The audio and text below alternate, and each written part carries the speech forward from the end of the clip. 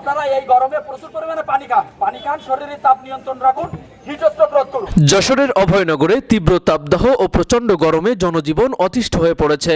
গত কয়েক সপ্তাহের ধারাবাহিক তাপপ্রবাহের কারণে সাধারণ মানুষ যখন দিশেহারা হয়ে পড়েছে, ঠিক তখন মানবিক দৃষ্টিকোণ থেকে বিশুদ্ধ পানি ও খাবার স্যালাইন নিয়ে এগিয়ে এসেছেন নওপাড়ার ব্যবসায়ীদের সামাজিক সংগঠন উচ্ছ্বাস চিরন্তন।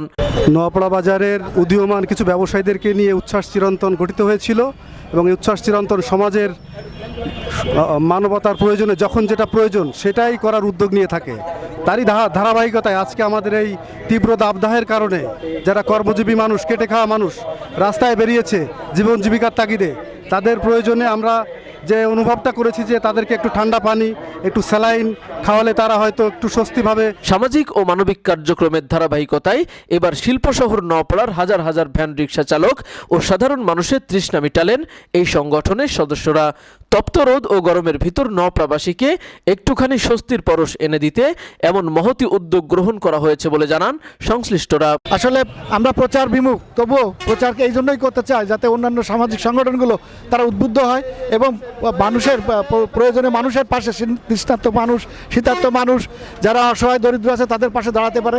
তাদের সামর্থ্য অনুযায়ী আমরা আমাদের সামর্থ্য অনুযায়ী আমরা ঈদ উপহার বিতরণ করেছি, শীতবস্ত্র করেছি, গরিব দুস্থদের মধ্যে খাবার বিতরণ করেছি। সোমবার সকাল থেকে নওপাড়া নুরবাগ ও এর আশপাশের এলাকায় বিশুদ্ধ খাবার পানি ও স্যালাইন বিতরণ করা হয়।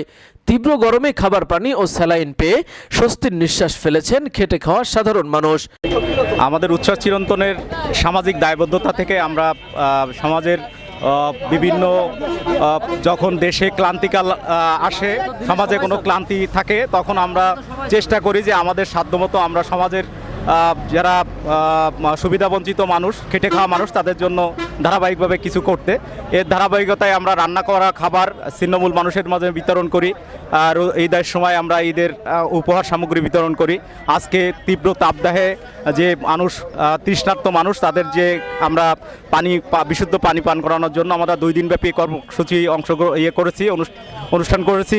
কাঠফাটা রোদ ও তীব্র গরমে ভ্যান রিক্সা চালক ও খেটে খাওয়া মানুষের কাছে 1 বোতল পানি ও 1 প্যাকেট স্যালাইন হয়ে উঠেছে অমূল্য সম্পদ। বিশুদ্ধ খাবার পানি ও স্যালাইন বিতরণের পাশাপাশি এই গরমে হিট স্ট্রোক ও প্রয়োজন ছাড়া ঘরের বাইরে বের না হওয়া ও ছায়াযুক্ত জায়গায় অবস্থানের বিষয়ে জনগণকে সচেতন করা হয়েছে। শরীরের তাপ নিয়ন্ত্রণ করি, হিটস্ট্রোক রোধ করি, আমাদের আজকের স্লোগান। বেশি করে পানি খাই, শরীরের তাপ নিয়ন্ত্রণ করি, হিটস্ট্রোক রোধ করি। এ সময় উপস্থিত ছিলেন সংগঠনের প্রধান উপদেষ্টা নূর আলম পাটোয়ারি বাবু, সভাপতি তৌহিদুর রহমান লিপ্টন, সাধারণ সম্পাদক শাহিন রেজা, সাংগঠনিক সম্পাদক বায়েজিদ মোল্লা, সদস্য কামাল হোসেন খান, মনিরুল ইসলাম সুজন পাটোয়ারি। উচ্ছ্বাস চিরন্তনের আয়োজনে আজকের এই তীব্র তাপদাহে খেটে খাওয়া মানুষের পাশে দাঁড়ানোর উদ্দেশ্যে আজকের এই পানি বিতরণ এবং স্যালাইন বিতরণ। উচ্ছ্বাস চিরন্তনের একটি সামাজিক সংগঠন।